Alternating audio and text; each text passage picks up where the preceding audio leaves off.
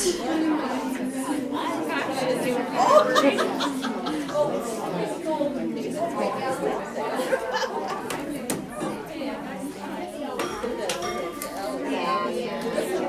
I'm not used to getting it from both sides now.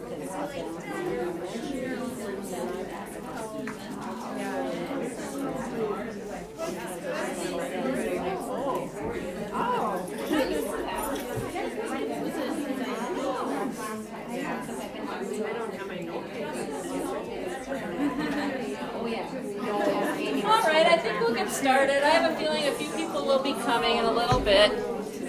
Hello? See if it's eek. Okay. All right, well, the first thing we'll do is we'll just log into Google Classroom because that's where we'll start. It's nice to see everybody. I'll just let you get your computers up and going. So after our session today, then we won't meet again till March. I can't remember the date on that. Maybe Jill remembers. Thank you. And on that date, we will be in a different room. We will be in the cafeteria on the 8th because this room is used for something else the whole day. So they will not be done by 10:30. So the 8th, we will be in the cafeteria. Okay. So, for Jill. And are we doing apps that session, Jill, or are we doing the... I think we'll do the apps that session, which reminds me of this. She wants to hand, I'll let Jill hand something out for our March session that she wants you to fill out while we're getting our computers up and running. Just want to customize it and get some ideas of app areas that you might be looking for and your age level of who you're looking for that with. As well as, since we opened it up beyond SLPs, what your area of profession are as well. So just go ahead and disperse them that way. And then you can just maybe pass them to the ends of your tables and I'll collect them on break or at the end. Okay. So if everybody can get into their classroom, I'm just going to refer you to some of the things that I've uploaded. And remember, it's not really, it's always the last thing that I uploaded is at the top, so I hope it's not too out of order. But I want you to scroll down until you see DLM Core Vocabulary. And I'm just going to open it. And this is the vocabulary that we've been using when we're using a communication device with the student, for the most part. And it follows along with our DLM, Alternative Assessment. And they did some research, and these are the core vocabulary that they suggest that we start with. And I wanted to give you the, I'll talk more about it, but I wanted to give you the PDF because it's quite a few pages long. But based on the research, they were able to assign a score. And so it's from the most used words in our language every day to the least used words. And they're all core. So I wanted to make sure you had that if you're creating an AAC board or a device and programming, then you have the core vocabulary. So that is in there. I'm going to close it. And then I added some videos and just different websites that I've accumulated. So this is the next one up. So we're going up towards the top of the page.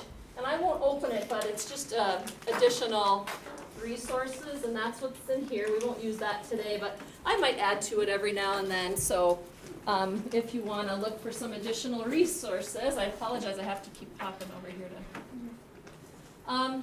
the AAC app wheel, this was created, I think this was the second edition that Mark Coppin created, and I'm going to open it, and it's, if I can, it looks like my link's a little goofy here. Let's see. Oh. If I can't get into it, I'll fix it. But this is an app wheel that he created that lists all of the different AAC apps that are out there. So I'll try to fix that during break. I might have linked it wrong. But it's good to have that if you want to share with parents some of the different AAC apps that are available. Okay, so that takes me to where we are right now. I have 3 presentations, and we're going to do 2 presentations, and then we'll take a break and we'll do the last one. Because my goal today is to remind you of 2 things. When we're creating communication, an AAC program for a student who is nonverbal or who has limited speech, two things to remember: core vocabulary and motor planning. Those are the two big areas that I want you to think about. So, and throughout today, I'll just keep referring to that. So I'm going to open up a PowerPoint, first of all, that talks about the power of communication, and so you have access to that in your Google Classroom. So you can either look at it along with us, or just so you know it's there. Okay. So this is the first thing. So this is a presentation I'll do now, and then the next one I'm going to do is talking about core vocabulary, and the third one is how to teach it. So that's how they'll all go together today. So I'm going to show you a quick video clip about a boy who is learning to use AAC. And so I just wanted to put some key words up there, thinking about the power of communication. Communication's everywhere, so that's why we use CORE, and I'll explain a little bit more about that in a minute. And how we teach students to use a communication device or a board if they're nonverbal or have limited languages with aided language stimulation. So those are the things that we'll talk about today. So let's get started by just seeing how a student begins using AAC.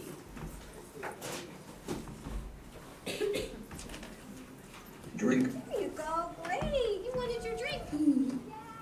Hi, that's him saying hi. Yes. Can everybody hear it He okay? is a happy child. You want to give Mommy a hug? How are you? How you doing? My name is Marlo Lemon, and I'm Matthew's mom. You see yourself? He has a really funny sense of humor. He's very visually stimulated. You know, initially when you have a child that's nonverbal, people often ask, well, you know, how do they communicate? And I always say my goal, yes, I want Matthew to be able to talk. But I had to broaden my horizons, and you know what? You want him to be able to communicate. Do you want this? Do you want this? Do you want your drink? I started working with Matthew several years ago. There you go. I'm Sarah Beth Schaff, and I'm a speech-language pathologist here at Trellis School. When he wasn't talking and he wasn't able to imitate at that time, I decided it was time to implement another functional mode of communication for him. So we started with a picture exchange communication system, which is very widely known. I want to eat popcorn.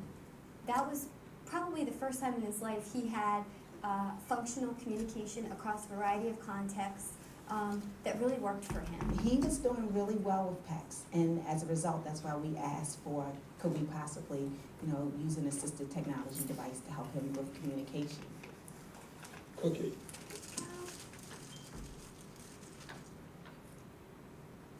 Yum. The beauty of this device is the capacity for him to communicate is vast. You want to start with the core. We use core vocabulary words. Core vocabulary words are words like eat, drink, stop, play, go, more. Eat. It speaks, so he speaks. Drink. Drink! Here's your drink. You want to play? You find places where they're most motivated. You put the core into it. Go. You want to go? Let's go. Good job. Go.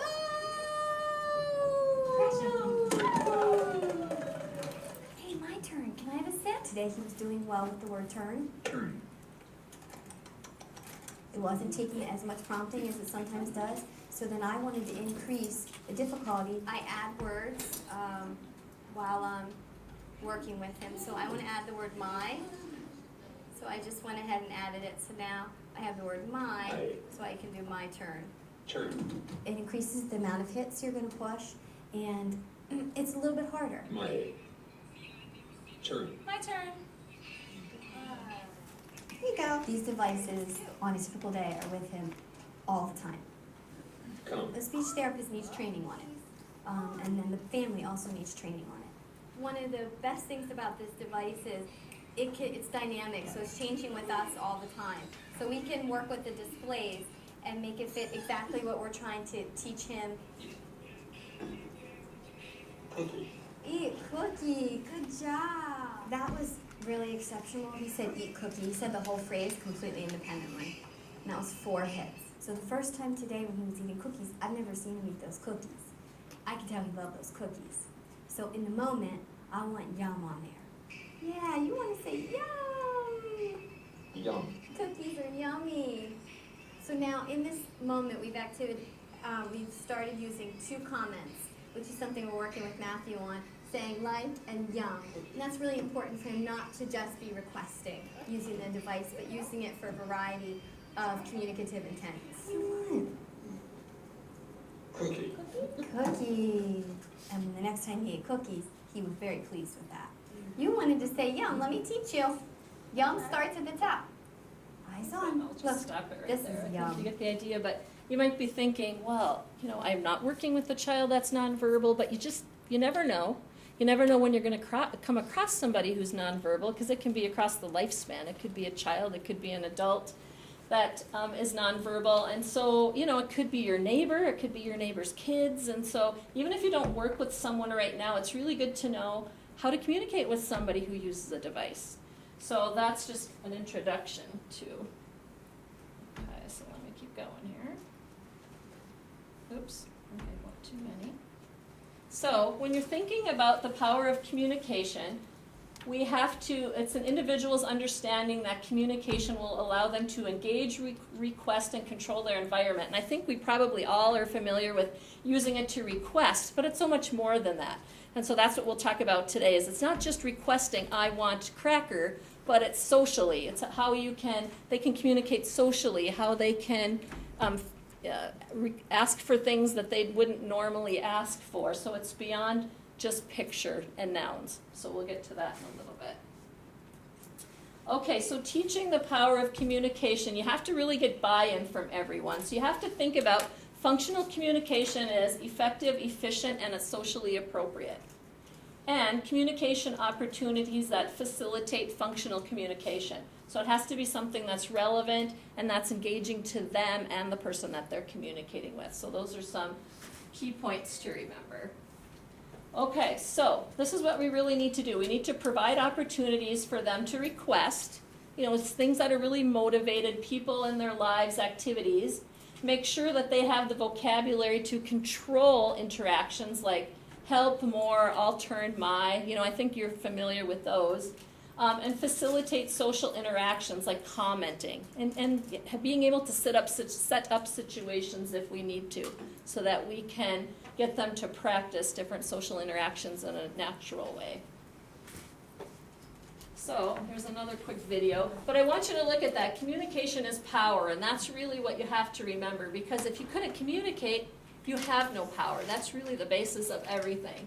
So if you think of communication as power, then that's going to give you confidence and independence, and that's the same as kiddos or people who are nonverbal. Okay, so I want to show you this next little clip. Communication is power. The average person speaks 4,500 words every day. Imagine not being able to speak or express yourself. Tulu Fellow also has 4,500 words to say, but she was born with the difficulty of not being able to speak. She has no words. She also has to constantly prove that there is nothing wrong with her mind. Just like any 22-year-old girl, Tulu wants to express what she sees, thinks, and feels. The Center for Alternative and Augmentative Communication in Pretoria are working at empowering people like Tulu with communication devices to give them back their voices. Through technology, we find the person trapped inside an imperfect body and hear their 4,500 words and see the person behind the disability. So it's hard to imagine if we have 4,500 words and she had 0. So that's really powerful, because we have that, but she had none. And she was receptively average or above average, but she couldn't say anything. And so everybody around her was deciding for her, and so she really felt like she was locked within herself, because she could only choose what people gave her. So that's really something to consider when we're thinking about core vocabulary and opportunities for communication. Okay, so I wanted to remind you of these myths, and I know you know they're myths, but I want you to know that I have a lot of information. If parents say these things, that there's a lot of research behind why we would use augmentative and alternative communication, or AAC, along with verbalizing. A lot of times we'll hear If a child's given a communication system, it'll hinder their speech. We hear that a lot, and there's research to prove that that is not true. So if parents ever want to have that information, I have it. If my child is given an AAC system, they'll get lazy and give up on speech. You've probably all heard that. But I have never known that to be true, and really the research says that the systems don't interfere with speech, and that they demonstrate an increase in language if they have an AAC system. So if you do ever have a parent, and they do have those ideas, let us know, because we have some information that we can share. Okay, but I want you to remember that it takes time to be competent in using a device, because it's when I say device, I also mean low tech, but it's a new language.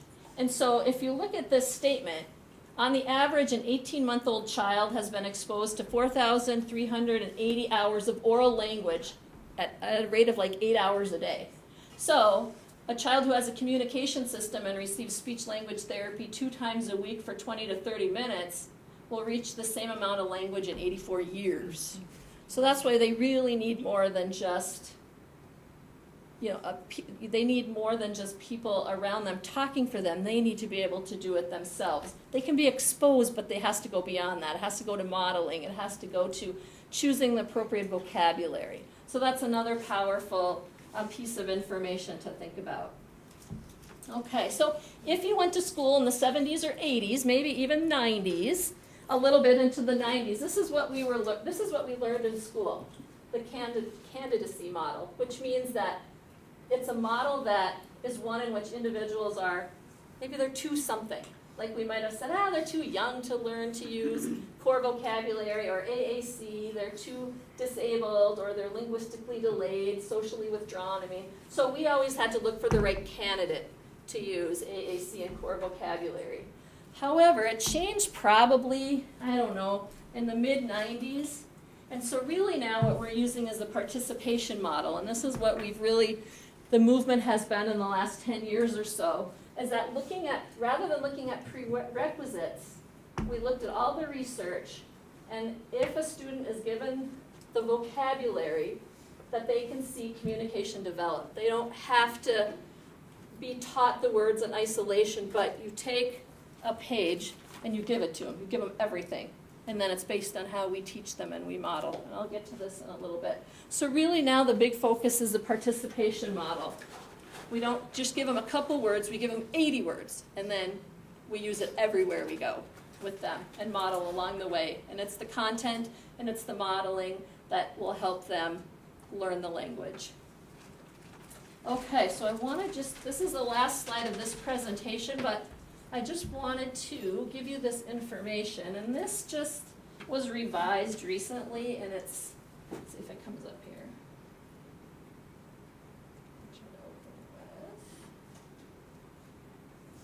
Let me close it again. But it's the do's and don'ts of augmentative and alternative communication. Let's see if it comes up here. Open it up with read and write. That worked for me. It probably would work, yeah. All right, let's do it. And I just want you to see the do's and the don'ts, just so that you can think about this, because it is really different than the way we learned it when we went to school. Yeah, great idea. Okay, so if you're teaching a student how that's using a device or a communication board or with limited verbal output, use the system to talk yourself. So you're going to take the boards with you or the device with you, and if you're saying, take that, then you point to take that on the board, because that will help them see the context that the word should be used in. Don't expect them to communicate without you modeling how to do it, because I think a lot of times maybe we would give this to a student, but that's not enough. They have to have the modeling and the aided language in order to understand this.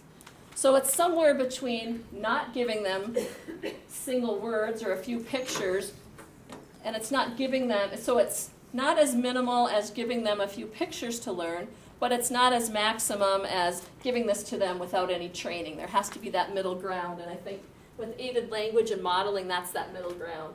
Aim high.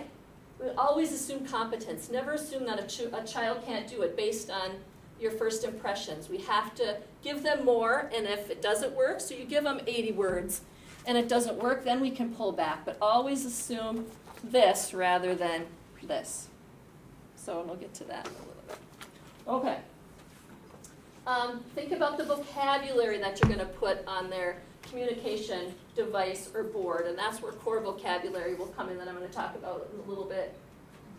Don't provide only a handful of choices. We need to expose them to many choices because we don't know if they just want Goldfish crackers or Oreos. Maybe they got tired of those 2 years ago, but that's their only choices. So we have to open up their ability to decide for themselves.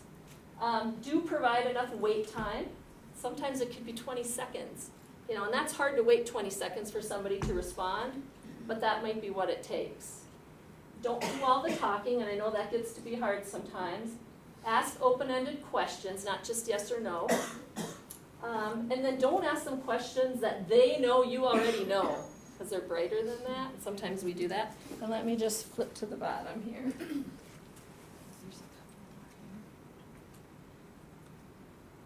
Focus on keywords when you're modeling. So, maybe they have all of these words, but that week you were working on the words eat and turn.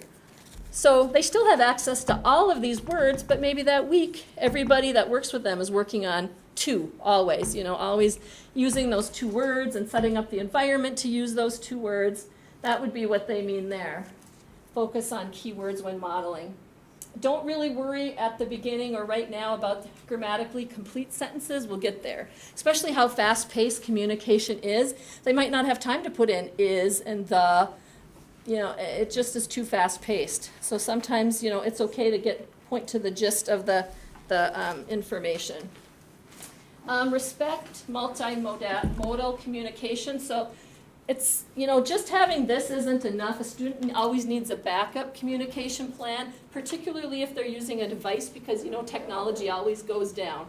So if they know sign language and they can use a device, that's great. Or if they use a communication device, but they have this as a backup, that's great too. Because you just never know when one thing will go down, so you always need to have something else or another plan. Make sure it's available all day, every day. Oh, I skipped this one. Do allow exploration and access to the whole vocabulary. So you would give them this whole sheet and let them explore and practice with it. And so that they're not restricted to just 4. They have more. Let's see, don't create custom pages for specific activities. I know that's something, that we have done in the past, like maybe we would spend a lot of time creating a board just for painting. Well, you can do that, but you also need to have this available too. So sometimes I'll see people, and Jill does a great job with this, she'll have maybe the core vocabulary words, but she'll have some words specific to the activity on top. So you always have both. And really, if you're using core, you really shouldn't have to create a lot of extra things. Everything you need should be here, and you should be able to say everything with the core vocabulary. Let's see. Make sure it's available all day, every day, so it's not just on their desk when they're in the classroom. It goes with them to gym and to lunch and to everywhere that they're going throughout the day. And I know that's something that we haven't always done. And don't focus on adding a lot of things. We use a lot of descriptive words because saying, I want goldfish, they could instead say, I want orange. I want the orange one or something like that. So they're learning colors. It's a little bit more vague, but I'd rather have them do that than I want goldfish, than remembering goldfish versus a color orange. And in the context of it, you'll be able to figure out that that's a cracker that they want. So that's something to think of as well. Okay, so that was what I have for the power of communication. And so that's one of the presentations that I have in there. So I'm going to close that right now, and then I'm going to open up the other one. And then after I talk about core vocabulary, we'll take a little break, and then we'll talk about aided language. So that's what I'm going to do here. Does anybody have any questions or comments so far? Because it is a real different shift in the way that you maybe learned it. It's different than the way I've learned it. And so, yeah. That template that you're holding up with the vocabulary, This one? the other one, all of them on it. Could you share that with us? Yeah, Jill made this. So I have to tell you, we went to a speaker, last Friday, Thursday or Friday, and so he was talking about something similar to this, and so she already had this template, and then she tweaked it a little bit. So she has it right now on Boardmaker Online, the Boardmaker Online community. I have to update it, yeah, Okay. because I made some changes after hearing what Chris had to say on Friday. Mm-hmm. And then also, we're looking at making the order and the colors look similar to an app we're using for some students. So I'm gonna tweak it a little bit, and then I will put it back up on Boardmaker Online, and we can send that out to everyone. So that one I think is it 80 words, 70, That 80 one is words? 70. And then this one is 30. And so it's based on, really core is core, and I'll get into that in a minute, because you might say, well, how do I know what words to put on there? If you look at this closely, they're pretty close to the Dolch words too, which is another thing. You're getting more bang for your buck, because you can work on literacy as well as some of the core vocabulary. I'll keep passing those around, but, all right, so let me switch quick. All right. So now, the next PowerPoint I'm opening that you have in your Google Classroom is Core and Fringe Vocabulary. So now we're going to get down to some of the nitty-gritty about all of these things. So I'll open it up here.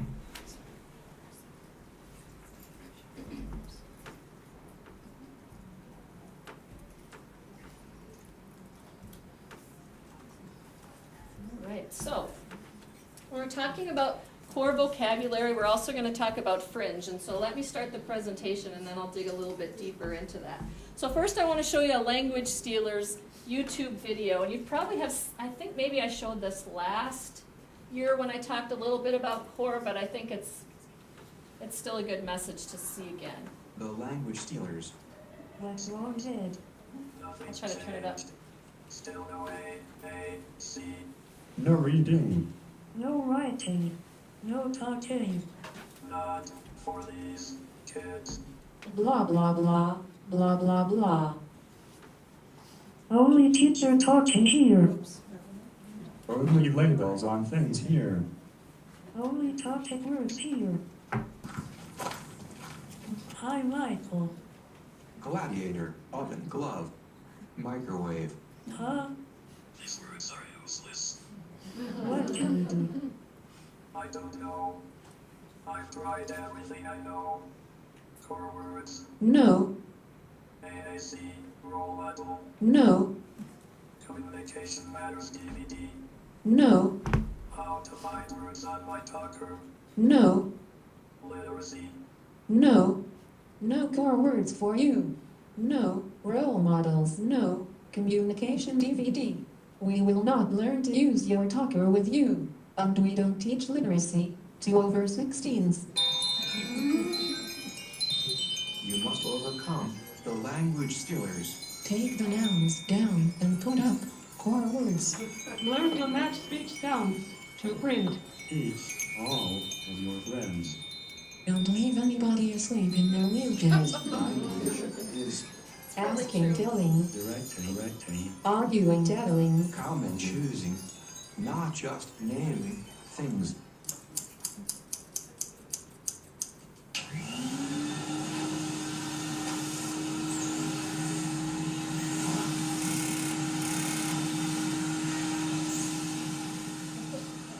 Now we're talking. We can say anything we want with the core words and word parts. Teach us the codes to match speech sounds to print. Teach us to decode, segment, blend. Don't be a language stealer. Put it in, get it out. Turn it down, up, on, off. They come here. They make good things. We want to read. We want to write. We want to speak. We We have the right. We want to read. We want to write. We want to speak. We have the right. So We want to read. that's quite We want to- powerful when you think of it that way, so that's a good video to use. Okay, so now I want you to look at this slide I have here. Okay, so just using these words, how many phrases can you make? They're all picture producing words, nouns, but you probably can't make anything. Or just, you could just point to cereal. So, but now if you look at this one, with these 11 words you can control the environment, you can have your needs met, and you can interact socially. So think about that a minute and just see how many you can make. So if you think about controlling the environment, up, down, off, or up, down, off, on, go, stop. So it's hard to believe with just these 11 words. You can get your message across to about almost anything. But when you refer back to the slide that I just showed you, you couldn't do anything. So that kind of gives you an example of how core is so important. Okay, so this is the man that presented to us last week. And so this is something that ASHA, our national organization, really gets behind, and that's SNUG, Spontaneous Novel Utterance Generation. So they said everybody has a right to SNUG. Everybody has a right to say something that nobody else has ever said before. And so that's really what we have to think about. So it's not something that we create. It's not something that someone else in their world creates, but something that they've been able to create on their own. And I really feel like the core vocabulary is going to allow them to do that and allow them to have a choice. So we'll remember SNUG as we go along here. Okay, so core vocabulary, really what it is, it's just a few hundred core words. It's not more than that. It's just a simple set of words in any language, and it's used across all contexts.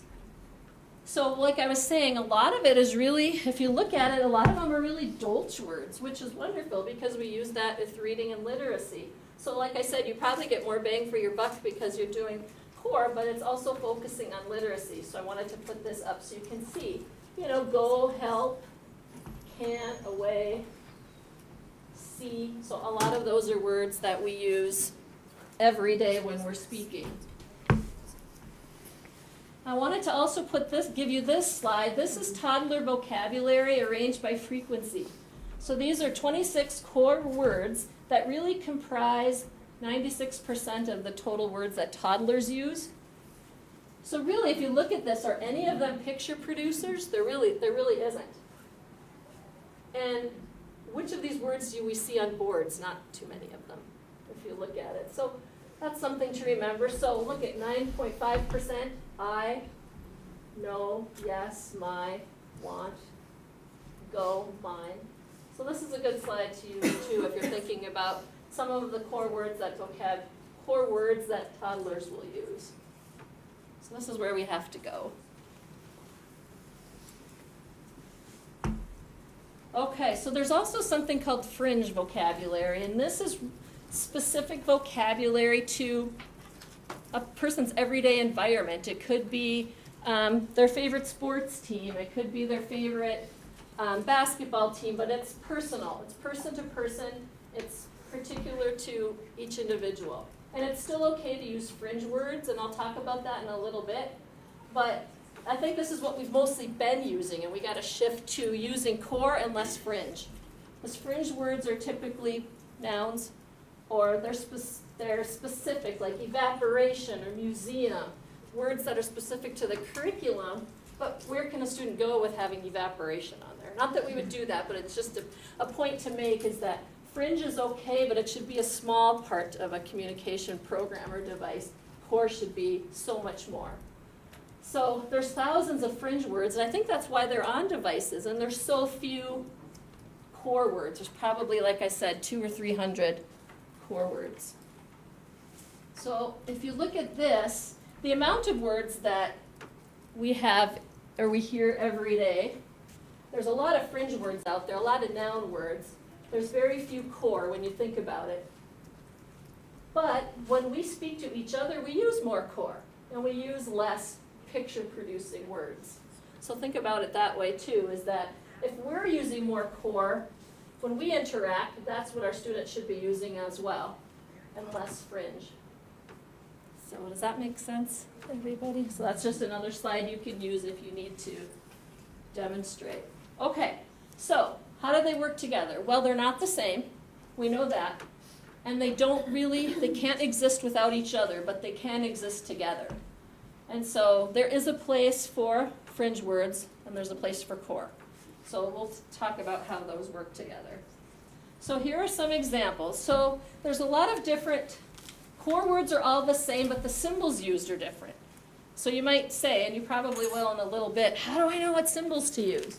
Because look at this. If you look at some of the core here, my, is, play, but they're probably different representations than you've seen before. A lot of times we use board maker symbols, which is great, but you'll see like play here, and this is MinSpeak, is different than the play that you might see in board maker. So I want to hand these out, and I'm gonna I think I'll just start here. Everybody take one of these. I have a few different examples of core. Here's another one.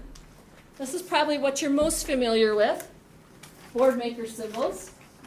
Also an example of core, but just to give you an idea of how there's different types of symbols that are out there. Everybody take one. We're going to do something with them in a minute here. I think I better just keep going this way. Here's another one. Everybody should end up with 4, and they're all different. The words are the same, but the symbols are different. Here's another example of core. It has a few more words without symbols. And again, these are, I think these are symbol sticks, if I remember right. So here's another one. So when you're done, I hope these aren't getting kind of kitty-wampus here, but you should each have 4. There you go. I know they're all green. And if you don't, that's okay. I just want you to have some. You guys don't have any back there. I'm going to grab this from you.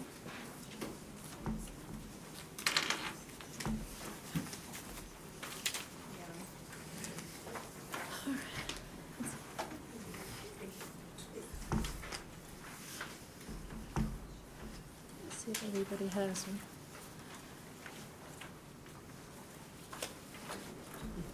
All right, so everybody just start with one board. And I want you to have a partner for this one.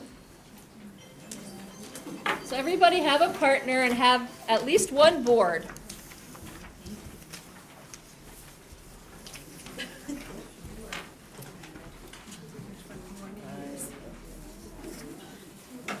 Okay, so with your partner, or I want you to see if you can find I want that. Just choose one board for right now. See if you can find I want that on your board.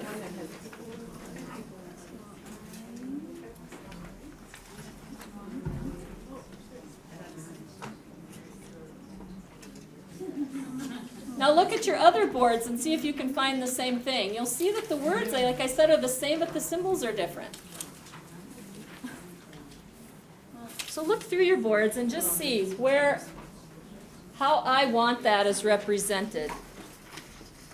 And it's not easy because remember, we're learning a new language. If you're learning to use symbols, you're learning a new language. So it's not easy. Or try to find the next one, I want help. See if you can find help. I want help.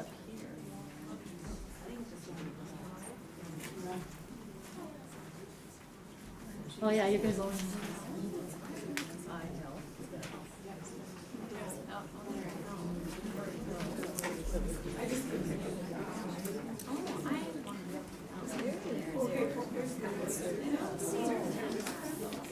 Did you get some? I don't know if this one went all the Who way. knows? I think it did. Sorry. Try to find my turn or I do it. You can look up there too. Thank you. Strangler. Somewhere out there. I probably have more. My turn or my go.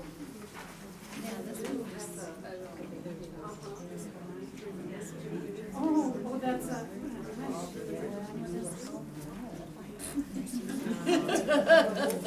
See, this is better than you, okay? Oh, bingo. Specific Victor. They now have 4. Oh, good. Or do you want that? Even try to get expand a little bit more. Do you want that? Or what do you want? What do you like? See if you can find some of those. And you can refer up here. But try to find some of these phrases on your 4 boards and see how different they are. The words are the same, but the symbols are different. Placement is also different. Yeah. I don't know what they're actually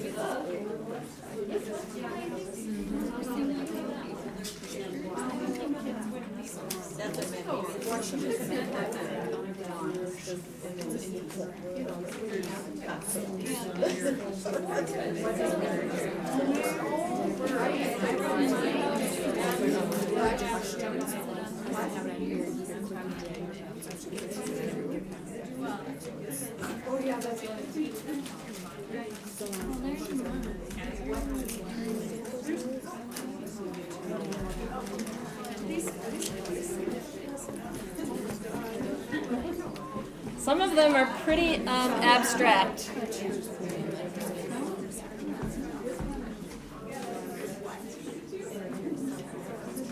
Some of them are in similar places. Like I've noticed, me is almost always in a similar spot when I look through all of them. I and me tend to be on the left-hand side.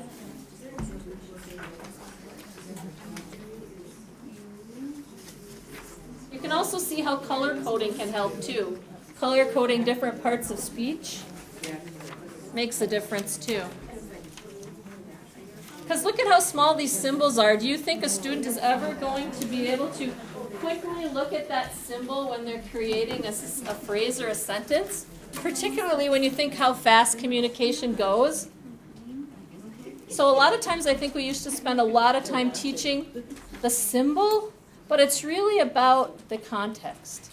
Because as fast as people communicate, they're not, and when you think about how abstract some of these are, how would you ever be able to associate some meaning with some of these? And the small detail.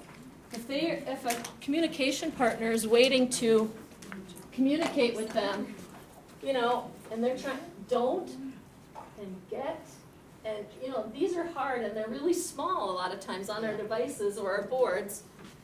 So to even be able to quickly look at the symbol, I don't think so. I don't think that that's what they're doing. And let me tell you a little bit more about that. Okay, so when we're thinking about this, first I want to talk about symbols versus photos. I think, we've always used a lot of photos, but there's a myth out there, and this probably comes from the candidacy model back in the 70s and 80s, that photos needed to be used prior to symbols. That's not real. That's not true. I don't believe that anymore now that I've been doing all this research. But because when you think about it, photos really only relate to nouns. And most picture-producing words are low frequency. So if you're using photos, like I have one here, this red Solo cup, for instance, it's a noun, and it's pretty specific when you think about it. And it's low frequency. You don't hear the word cup that often. You will hear the word drink, but you don't hear the word cup. And really, it's difficult to generalize, because when you think about this, I would say to you that a student would understand this one across more environments than they would this one. Because when you think about it, if they're looking for a red Solo cup, what comes to mind? We're all adults in here. I might be thinking of a cool beverage. And I'm always going to associate that with the red Solo cup, and I think I do that as it is. But if you have this is just a board maker symbol. A cup's a cup. I don't think, and it's a symbol. It's not a photo. So I don't know that you would really be looking for, any particular cups. You have to kind of be mindful of that, is that, we can get too specific and then it's hard to break that. So using more symbol-based, it can be generalized in so many other ways. So that's why what I would say about symbols versus photos. I mean, you can, if it's maybe their favorite blanket, that might be different. A photo of a favorite blanket might be different than which cup should I use. So that's one way that we can think about it. And sometimes people, I think sometimes people get too rigid and they think we can only put single words on dynamic programs, and by that I mean the higher tech devices. But really, you have to think about this. When you're communicating with somebody, if you have to say, I have to go to the bathroom, you don't want to have to say, I have to go to the bathroom. Because how long is that going to take? So I feel like, I'm kind of confusing or muddying the waters a little bit, but there is a place for pre-programmed phrases on a device. There really is. I mean, if you have to go to the bathroom, let's just hit one button that says I have to go to the bathroom. If you need a break, what are you doing after school? Because if you're talking to a peer, they're not going to wait for you to say, what are you doing after school? What are you doing after school? Does that kind of make sense? So I don't want people to think that core phrases don't have a place. They do. When you're thinking about, time management, that conversations are really fast-paced. And if you have a communication partner, particularly an immature one, like if 2 third graders are talking, they don't have the maturity to wait. So if they want to talk to their peers, it should be something quick.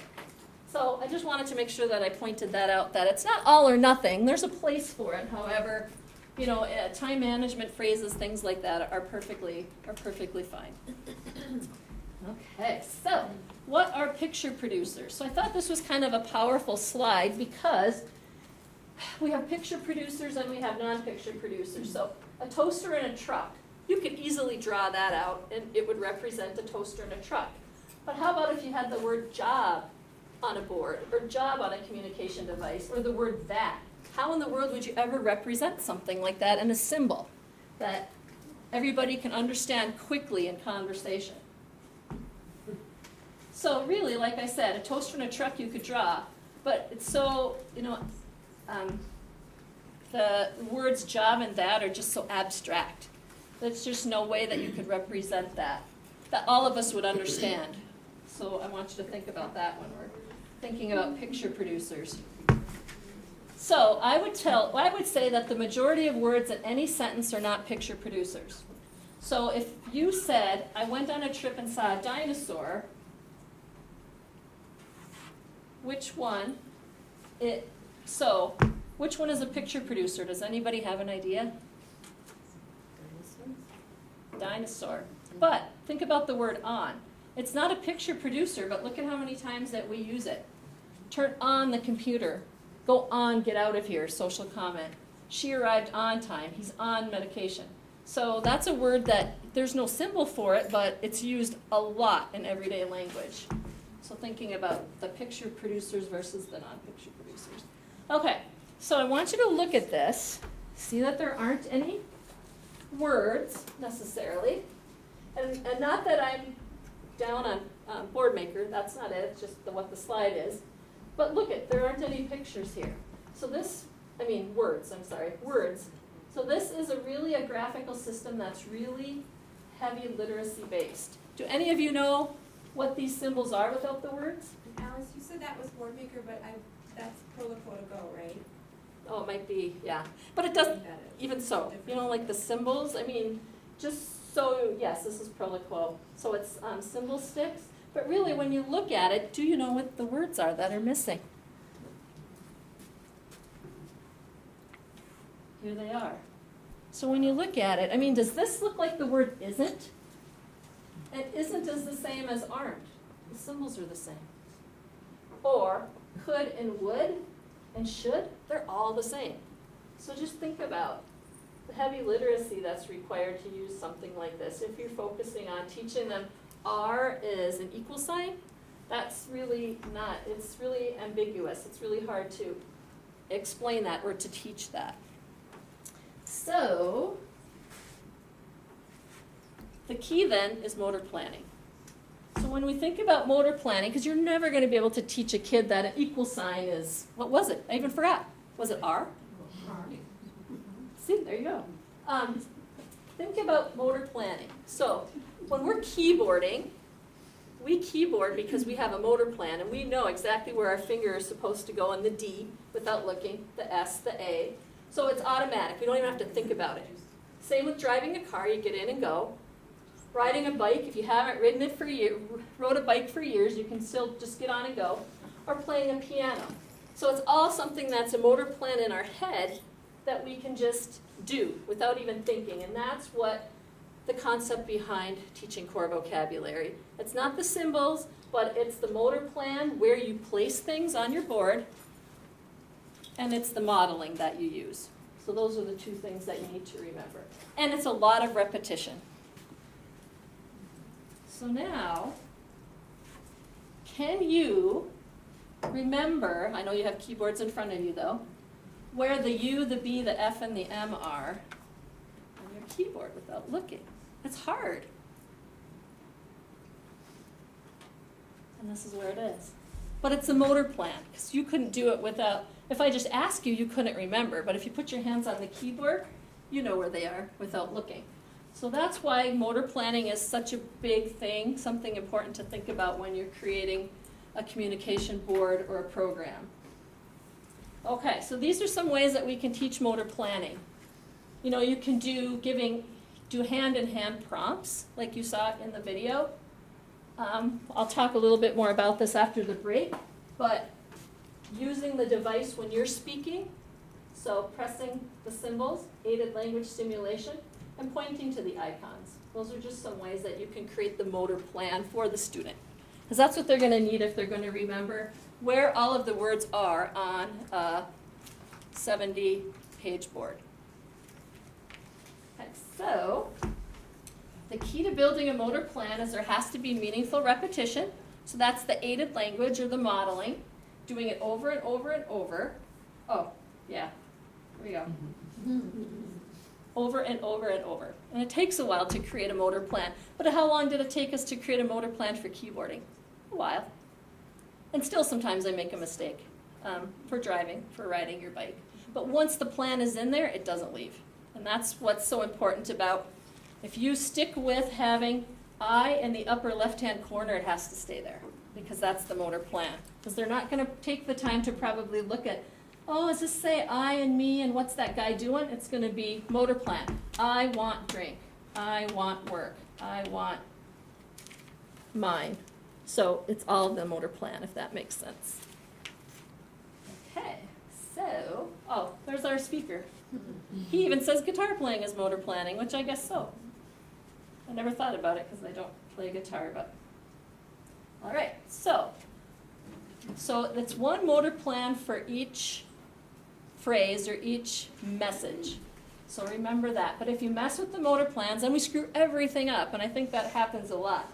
So if you use maybe a 4-button board, you can do that. However, when you expand, if you do, I mean, I would say start with something like this, or the 30, wherever that went, or the 30. But if you really feel like you need to start with a 4, and you have want, and you're going to have want somewhere in this area too, because that's where the motor plan will be. So that's why it's nice to start with something larger and maybe hiding the buttons. You know, so you could hide some of these things and then reveal, but start with your full layout and then hide. You can hide and maybe just start with, if you need to. But for the most part, I would just say give them the whole thing. But, you know, it's still dependent on the child. So you could hide some and then reveal as they're ready, rather than having to change the motor plan, because you won't have to change the motor plan here, but you will here, and that's what's difficult about it. So, all right. Okay, so I think we're getting almost to the end of this part of the presentation, but I just wanted to remind you that vocabulary is best learned when it's meaningful, which we've been talking about. It's versatile, so there's a lot of different opportunities to practice. Using aided language, and then it's accessible, meaning it's everywhere. So you might have a model of your child's board. So if they have the board, you can have a laminated board too and be talking with them. Or if they have a board, you can be parallel and both sharing the same board. But with a low-tech device like this, you can just create multiples, laminate them, and then everybody that works with them has the same board. So that's one thing you can do. And this is also a great backup if technology isn't working. So, or you can hang them around the room. So there's a lot of different things that you can do so everybody's on the same page. Okay, so that would be an example of accessible. Okay, so I know this is getting a little redundant here, but repetition to remember when you're teaching core. know the vocabulary on their device, but you know what? It's okay if you don't remember where everything is, because as you practice there, it's not easy. So you might be sitting beside your child, your student, learning right along with them, but then they learn from that too. So they might see you hesitating and looking around. That's a great model, because they're not going to get it the first time either. So, but just practicing with the device and knowing what's on there.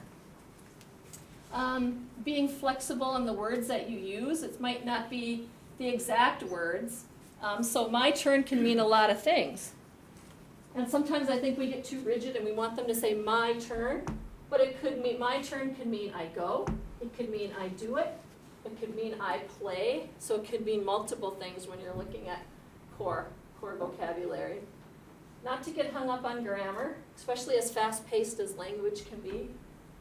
And it lends to teaching other concepts rather than labeling. So those are just some key points to remember. Okay, let's see, what else do I have here? Building a connection between the symbols and their meaning, but that's through context. And then the motor plan and the aided language. Having a motor plan and expanding the utterance length. That's big, because I think sometimes we get stuck on just doing I want, but it should be I want more. I want more of that, and so you just keep expanding. And don't be afraid to do that like she did in the video. It was in the moment. She's like, yeah, I bet he'd like to say yum. I can tell he liked these cookies, so just take that device and add yum on there. And that's just giving them more language, and we're not getting stuck in a rut where we're just saying the same kind of phrase over and over. All right, let's see here. So this is just some other resources. I get a lot of information from the Practical AAC site, and then there's another site that we used to go to, but you have to pay for it now. And this is how I'll end before a break. Don't doom your students to a life of goldfish crackers. Because when you look at this, I think you've all seen these before. You know, yes, no, open. There's a few core words, but really fruit, egg, goldfish, cookies, chicken tenders. And they had this one for a long, long, long time. So it'd be better if they could say, I want orange, you know, if you're having crackers, or I want the orange one or something rather than I want goldfish. Or I want cookie rather than wafer cookie, because that can open up a broad range to lots of cookies. Okay, so we'll take a break, and there's a few snacks over there, and we'll get started probably, I don't know, 4:45, and we'll be good.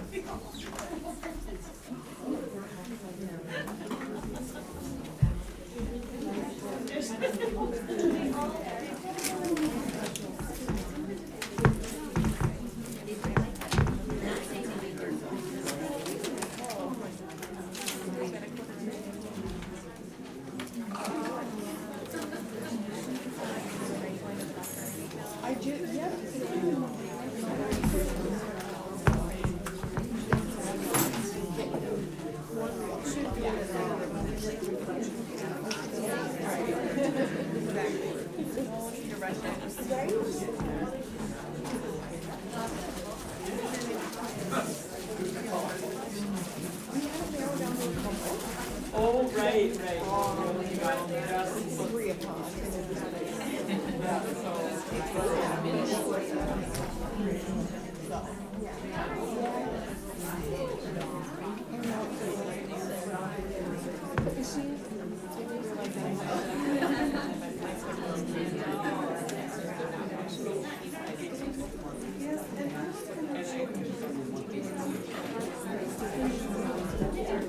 Yeah.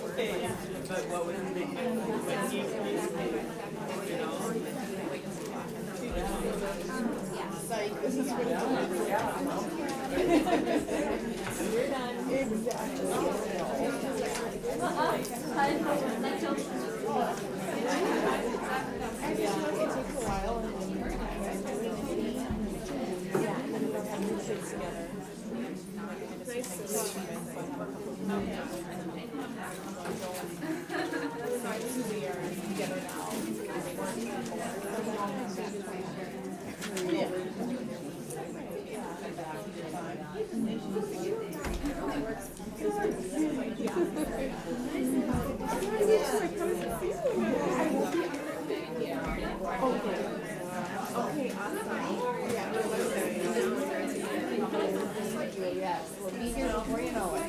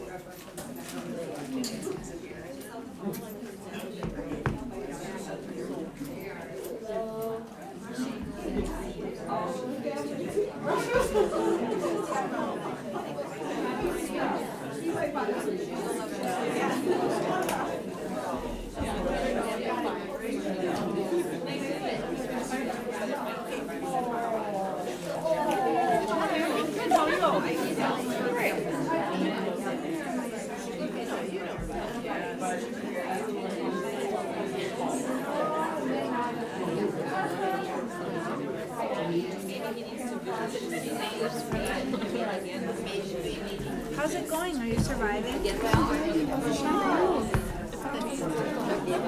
have no idea.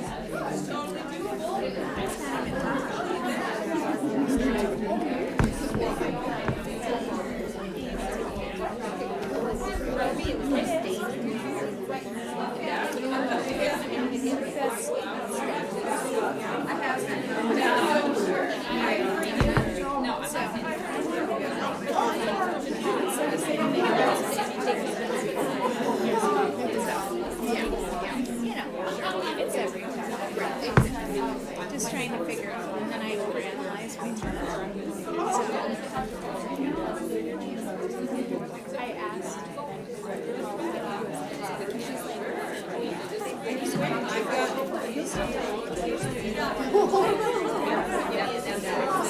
I'm a fourth of the way down.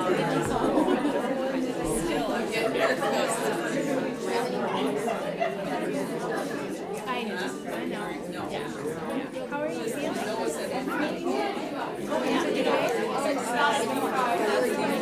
Area that's not in at all. Do you know this girl or boy? It's a girl. What name?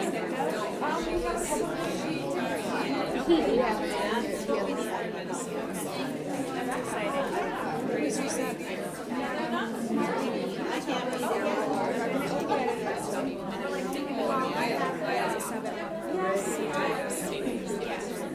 but I haven't, she hasn't said how she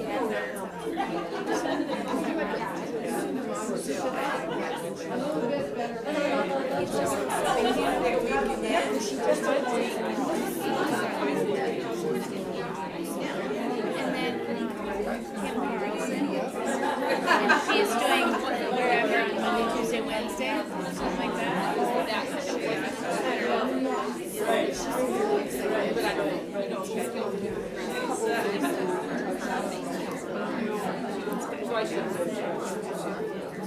I might have to.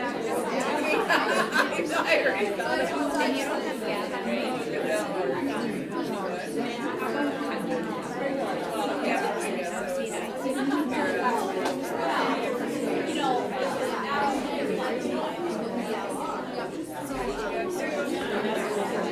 Yes.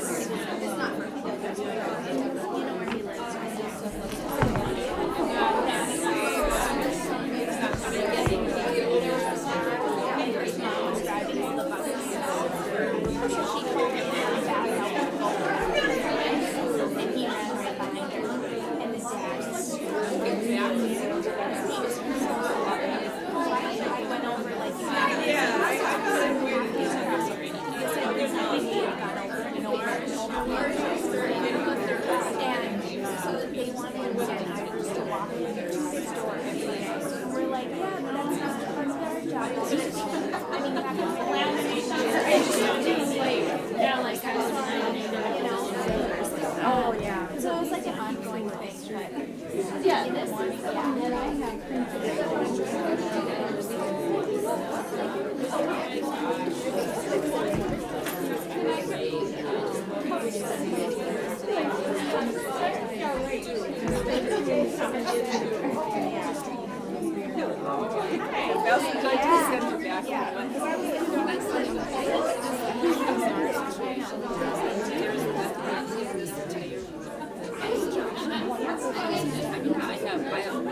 Oh, that's totally what I think too, because it's just weak, it's so involved, muscle, whatever. It doesn't seem like that feels like, I don't know, I can't speak for it. No, right?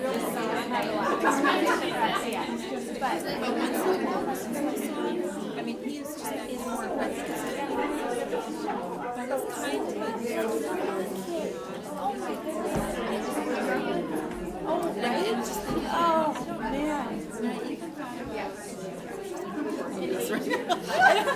I don't know.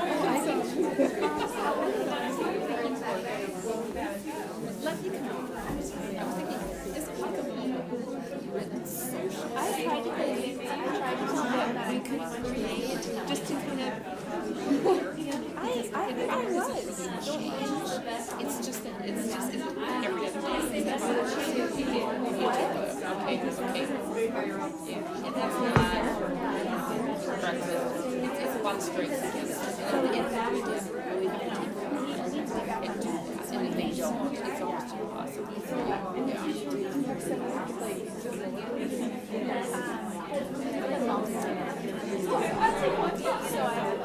I don't even like I should try these. But I don't think they great. And then I'm like, I'm the language stealer.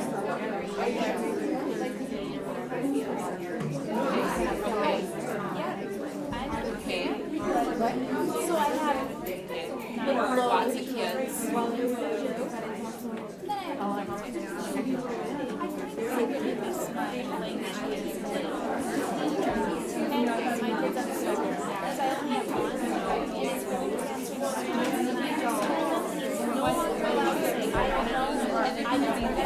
I'm putting his work in jail, and if he's great, he's going to work. Yeah, just great. Yeah, I'm going to get out of jail. Just so I can kind of see the sequence. Has had problems since. He's trying to trick his dad because, can I get a word check? So he tries to stump his dad. He's like, he'll ask him like on a specific question about a parent. Yeah, so his dad's like,